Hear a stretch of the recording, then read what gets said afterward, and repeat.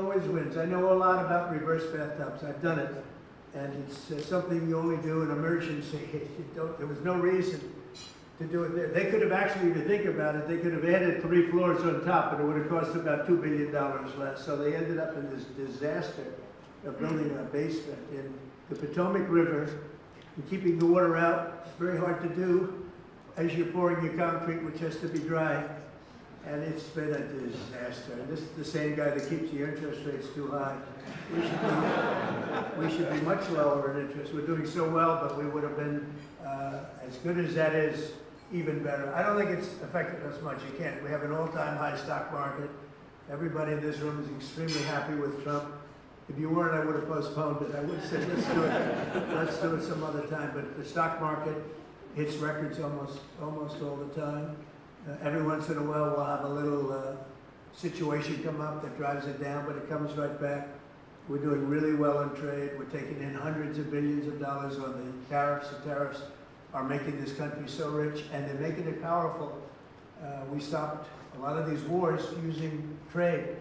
We had, as an example, India and Pakistan were going at it really hard. 7 planes were shot down. It was going to happen. Bad things were happening. And I was talking to both of them about trade. And I said, how are we doing with this? They said, sir, we're doing very well. I'm like, great. Well, we're not going to do well. We're not going to do a trade deal unless they stop the war. And I got him on the phone, and I said, listen, we're going to put a 200% tariff on your country for any product you sell into the United States unless you stop this war, because I'm not going to be a party to it. You have 2 nuclear nations, by the way. No, you can't do that. I say, I can do that. Very easily I can. We're not going to have to lose millions of people from the planet. And frankly, that dust could blow over here too. Affects everything. It's a powerful, powerful weapon. Too powerful. So powerful you don't want to talk about it. So they said, no. I said, yes. Here's the story. If you're going to go and do it, we're cutting off all negotiations. There'll be no trade with the United States of America.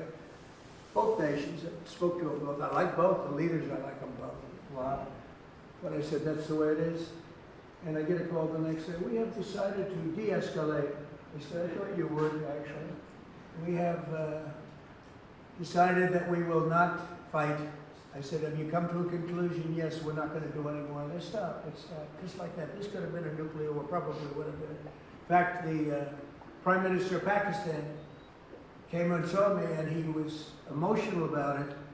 And in front of a group of people, he said, this man saved 3 million, 5 million, maybe an untold number of lives. And it was just recently that this happened. So, and we did numerous of them like that. And part of the reason we did it was trade. I think of the 8, I would say 5 were because of trade. You know, the power of trade, but the power of tariffs. And tariffs have made us a very kind nation, because a lot of people aren't dying. I use it for purposes of stopping wars. I love stopping wars. And sort of interesting, I'll be the only president, I don't think any president stopped 1 war. I stopped 8 wars in 8 months. Did I get a Nobel Prize? No. Can you believe it? Even I said, yeah, that's an impossible one. But it's all right. I think next year will be better, but I don't think. You know what I care about? I saved maybe hundreds of millions of lives, but certainly I saved.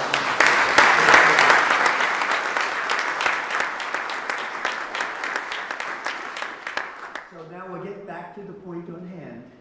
And that's where you're really here, because you've contributed to this incredible building that people have wanted for so many years.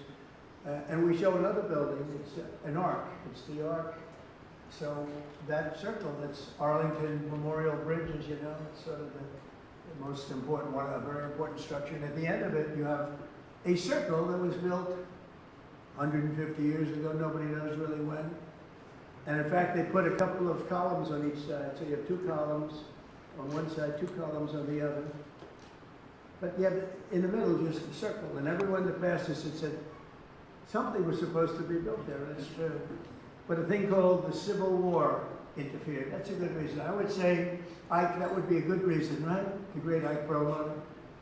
The Civil War, if you said you're having a war, I think they have a good reason not to build Again, you know, they were building the Washington Monument, then they stopped, and you could see where they stopped because the stone is a little different color when you get up to the middle. But anyway, they stopped here. And then they were, in 1902, they were going to put a statue of Robert E. Lee up. Would have been okay with me. A lot of people wouldn't have liked it. Would have been okay with me. Would have been okay with a lot of the people in this room, but they didn't do that. And so for years and years it sat. And every time somebody rides over that beautiful bridge going right to the Lincoln Memorial, it's so beautiful, right? It's, they literally say, something's supposed to be here.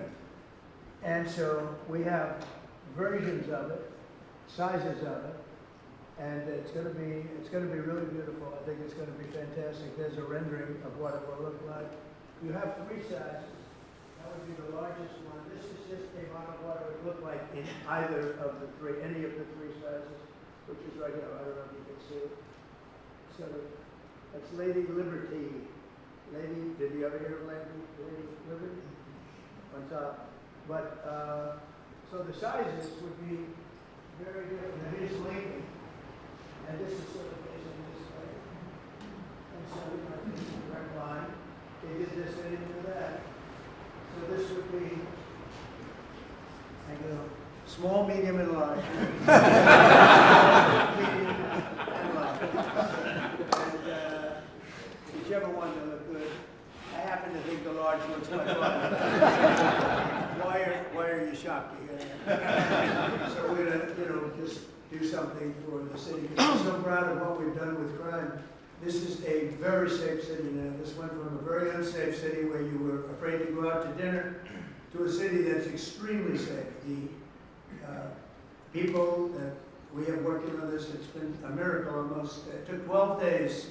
We took out 1,700 people, brought them back to their countries from where they came. Many of them were let in through the Biden open border, brilliant thing, where they let people in from jails, from prisons and mental institutions, insane asylum, that's a mental institution on steroids. And I mean, they were literally emptying out insane asylums into our country. This is Venezuela, but other countries also, not only Venezuela. And speaking of Venezuela, we have a lot of drugs. We had a lot of drugs coming in by water. That stopped. In fact, nobody wants to go fishing anymore. Nobody wants to do anything near the water. They might have a beautiful boat, and they might as well get rid of their boat because they are very nervous about going on the water. It's been amazing. So now we were having literally a subway train of people and drugs. A lot of them coming from Venezuela. A lot of them come from Mexico and Colombia too, in all fairness. But we wanted to knock out one track, and I can tell you we cannot find anybody anymore. We're looking down, they're looking down. There's not a boat on the entire ocean that we can see outside of the ocean liners, and even they're a little bit concerned about it. But it shows you the power and the strength and the technology of our great military. We have, I rebuilt the military in my first term. We had a great first term. We had the best economy ever. We had a rebuilding of the military. We had the big tax cuts and the all of the assets of the tax cuts, including the 1-year depreciation. We write it off in 1 year. Now we have better under the great big beautiful bill because we have no tips for, think of this, you have no tax on tips and you have no tax on Social Security, and you have for your workers, you have no tax on overtime. It's really I would say a middle of the road bill from the standpoint of who is it representing. It's the workers. It's the biggest bill ever passed in the history of Congress, and I'm glad we did because we don't need any more bills. We have everything in that one. Plus we have the deductibility every single year for 10 years. The other one had it for 1 year. You had a rush. This year, this time you don't. Actually, I was in favor of rushing because that's awfully good for elections, but it's not about elections. It's awfully good. So you have deductibility. You have so many different things. We have great social programs, $50 billion going to rural hospitals. So the great, big, beautiful bill, and we got it all in one. I was very happy because we had little arguments about that. A lot of people wanted to do it in small chunks. I said, if you do it in small chunks, you'll never get it approved.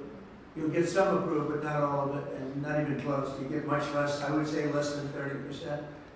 So they've never done this before. They put every single thing that I wanted for 4 years in one bill, and we call it, some people call it different. I call it the great, big, beautiful bill, because that's what it is. And this will keep us, what we want to manage it now. We're going to manage it. All you have to do is that, but we got it all approved. And one of the things I thought, though, while I do, because it's so relaxing for me, real estate is relaxing. For a lot of people, real estate is a very trying business. I've always liked it. I've always done well with it. I love building things. And this way, I can build some beautiful things. And this, again, has never been built, and we're going to start that pretty soon. It's going to be great. And then the ballroom for the White House is the thing that you people have really, really been very generous with. And we're going to build a room that's going to be able to hold literally the inauguration if we want. All of the glass on the sides is bulletproof. It's 999 people it can hold. So if we figure we have 125 people in here approximately now, which I've never seen before. I've always heard it's less than 100. But it's amazing when you have too many people, you can fit them in. You know, you can always fit a few more people in. And pardon the fact that you're a little tight at your table. That's okay.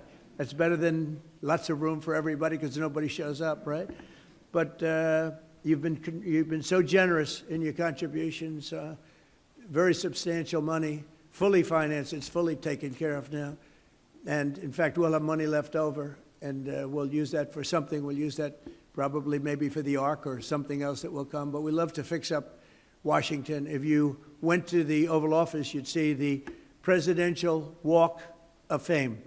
And you've heard about it. And with the exception of one particular picture, there's no controversy.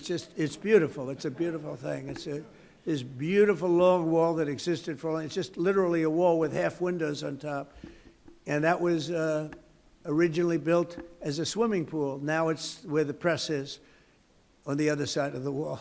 And it's very interesting. All these people over here with all their cameras, although they've been very respectful, I'll tell you what, they've been very respectful for what's taken place over the last week.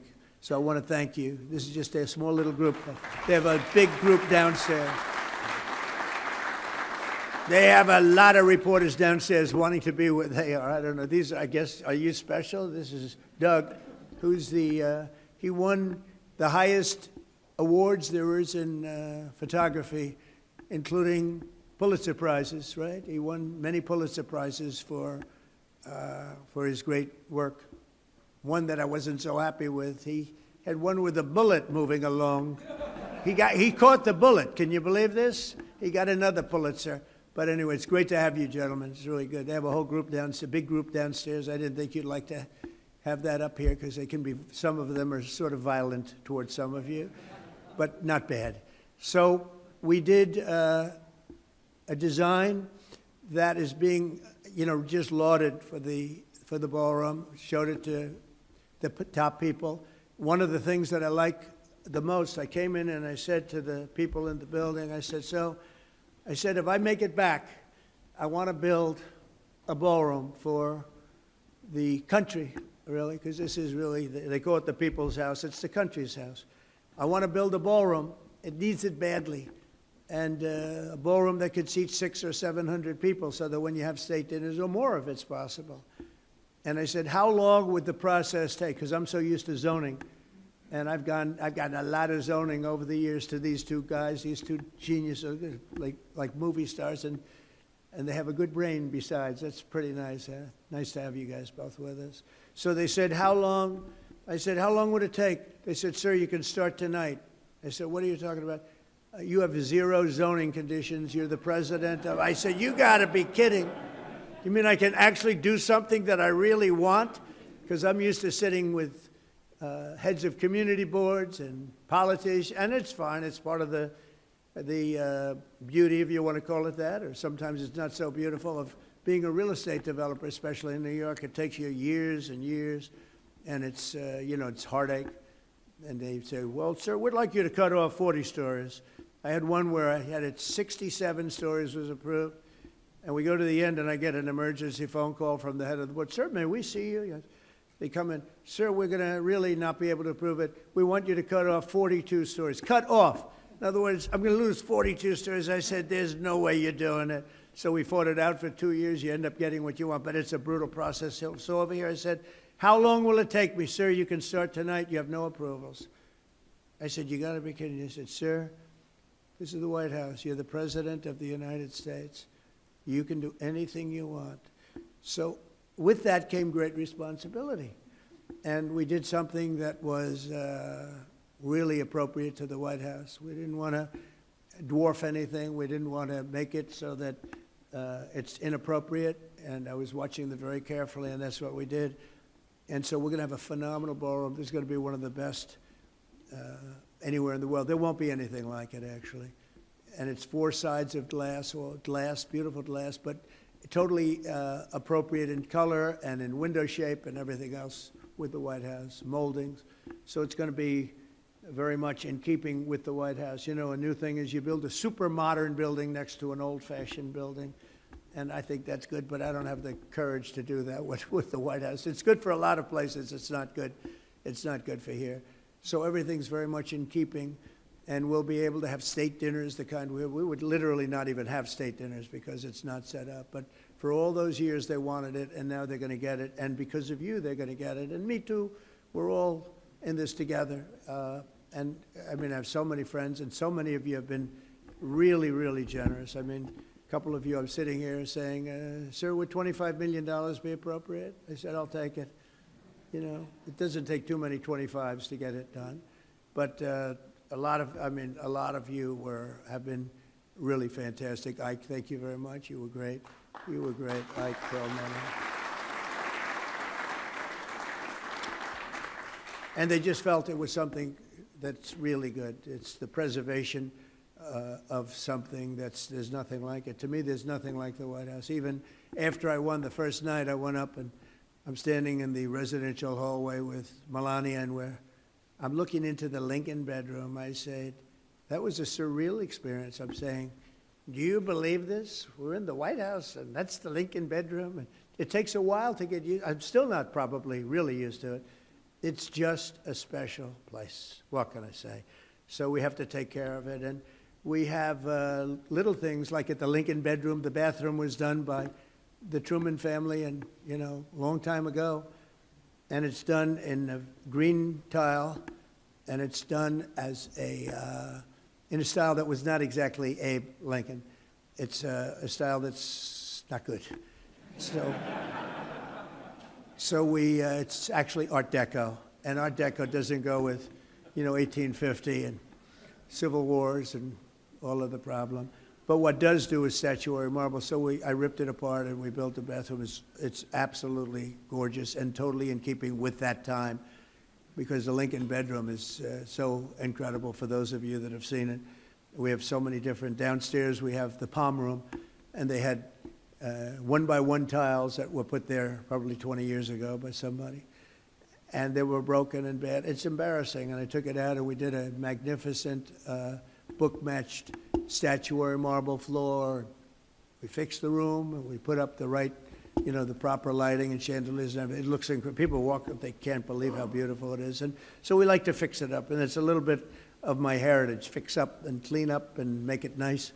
And we're doing that with the White House. So the largest room in the White House was the East Room. That's this room right here, by far. And it currently holds, let's say, as we said, 100. And for this reason, during major functions and events, administrations going back many, many decades were forced to severely limit the number of events they had and certainly limit the number of people. And they had some catastrophic events. Some of the biggest events were a tent being built on the lawn and the rain started, and for some reason, every time they put up a tent here, it rains, and that's not good. And they tended to use a lower level, which is, you know, they have pretty big land here, but they used a lower level where the rain would just seep into the ballroom, and it wasn't pretty when you're sitting down having dinner, talking about, hello, President Xi, and how have you been, and hello, Emmanuel from France, and all the different people that we've had here. And you've got about 4 inches of water, literally, that's going over your shoes, and you're trying to pretend that it's not happening, but it's happening. So we won't have that stuff anymore, and it'll be great. We really need it. The United States is the greatest and most powerful nation on earth, and American presidents need to be able to host events at the White House that reflect the demands of the time and that can be carry out the prestige of what we're all doing. I mean, we're a country that a year ago was dead. We were a dead country a year ago, as many of you know. And today we're the hottest country anywhere in the world by far. Everybody admits it. King of Saudi Arabia told me that. You've heard me say it. But Qatar, UAE, the European Union came in, every country. They said, it's unbelievable what's happened with the United States. We're hot. And I'll tell you what, had this other group of lunatics been elected, this country would have, I think, you would have actually failed. So we went from being a country that was dead, a country that was really in trouble, open borders, everything they did wrong, men and women, sports, transgender for everybody, every single thing they did was wrong. Just go the opposite, and you couldn't miss. And we had an election that was a landslide. It was so big. We won the popular vote by a lot. We won all 7 swing states. There are 7 swing states, as you know, and if you win 3 or 4, you do great, but to win 7 is very rare that you see that happen. We won all 7. We won the Electoral College by a lot. We're at 312. Remember, they said, well, I don't know if he can get above 250. No, we didn't. We got 312, and it was great. We beat him by a lot. But we have another where you would call it districts, or you would call it, there's a map split up, beautifully split up in tiny little quadrants. And they call them districts. They call them just areas, and we were 2,750 to 525. That's why when you look at a map of the election, it was all red with 2 blue stripes down on one end and the other. And even them I worry about because I don't believe it. I don't believe it. I think we did great there. And so we've had an amazing time. It's the most powerful nation on earth now. You see that. You see the weapon. We have the greatest weapons, the greatest manufacturer of weapons. Some of you are in that world, and some of you, yeah, the greatest in the world. We have the greatest in the world. I wish we could make them faster, if you want to know the truth. Everybody, all of our allies want them, and they want them as quick as they can. And the American presidents need to be able to showcase our country. So we'll begin the really historic effort to add the, we'll call, presidential ballroom that'll expand the space for tens of thousands of people will be able to come during the course of a year if you add it all up and have the kind of space that you need. It's very exciting. To me, it's exciting as a person in real estate because you'll never get a location like this again. Even contracts, I give out the contracts myself. Can you believe it? And we just gave out the excavation contract, and I guess he was in for $3.2 million. I said, can you do it for 1.5? No, I can't do that, sir. I can't. I said, this is once in a lifetime. This is the excavation of the White House grounds for what will be one of the best, most beautiful ballrooms in the world. Sir, I can't. So, but I got him down to $2 million, so it's not terrible. So we got it. And so many people were so great. Carrier is a great company, air conditioning. He called, he said, sir, we'd like to donate the air conditioning. I said, that's a beautiful thing. I appreciate that. He's donating it to the, not giving it to me, giving it to the country. He donated the air conditioning, a steel company, a great steel company, a great man, actually. He said, sir, I'd like to donate the steel for your ballroom. I said, well, that's nice. And I found out, how much is the steel? I called the contract. Sir, it's down for $37 million. I said, this is a nice donation, right? He wants the steel, and he wants to make it great steel as opposed to garbage steel because they dump a lot of garbage around, you know. Steel is like everything else, including human beings. Steel could be high quality and it can be low quality. He wants to make sure it's high quality. And so many different people are donating services and they're donating products to the ballroom. It's amazing. If we keep going like this, I may be able to build it for nothing. You know, we'll get it built for nothing. But we're going to be projecting a cost that's going to be, we're going to come in under budget. We started with a much smaller building, and then I realized, I mean, we have the land, let's do it right. And so we built a larger building that can really hold just about any function that we want. It'll be done with really exquisite taste, the finest designers, and I consider myself an important designer because they come in with things that they may be good designers, but boy, the things they can recommend are horrible. And we wanted classic, the utmost respect for the historic beauty and grandeur of one of the most iconic buildings anywhere in the world. I mean, you go to the White House and you see that picture. When you ride up in the drive, like tonight, probably some of you realize you drive up that drive and you're looking at that building all lit up and gorgeous and perfect, and we take good care of it too. Wasn't taken good care of. The Oval Office is now at a level that it's never seen before. We take really great care of it. They weren't taking good care of it for 4 years, I'll tell you that. This addition will be completed in the classical style that complements everything else around it, including the Treasury Department, which is right next to it. We have been working very closely with the incredible people of the National Park Service. They really are. They love this place. They're very proud of it. The architects, historians, and everyone else, and many others, to ensure that the project will be beloved and loved for years to come, for centuries to come. It's going to be up for a long time, I hope. To the cherished White House staff and everyone else that worked so hard, I want to thank you very much. And it's from James Monroe, who added the South Portico. I don't know if you know that, South Portico. To Andrew Jackson, who added the North Portico. To Theodore Roosevelt, who added the West Wing. Did you know that? Theodore Roosevelt, a long time ago. And Harry Truman, who added the Truman balcony. He wanted the Truman balcony. That's right up here, so you have the balcony off the residential. Chief executives throughout the history have contributed to making the White House special, and nothing of this magnitude has been done, but the really big recent renovation was the West Wing and the Oval Office, and that's pretty major in terms of what it stands for. It's actually not big, but it's really big in another way. It's the biggest, I would say, in another way. And that was around 1900. So that's a long time ago. That's a long time ago. And this is going to be something that's going to make you all very proud. So now we have the presidential ballroom. We're ensuring that the People's House will continue to serve the American people properly, and we can have all the people in the world come and they'll say, boy, what a place that is. But I want to thank, and just leave it by thanking everybody in this room. You've been unbelievable. Some of you have been just incredible.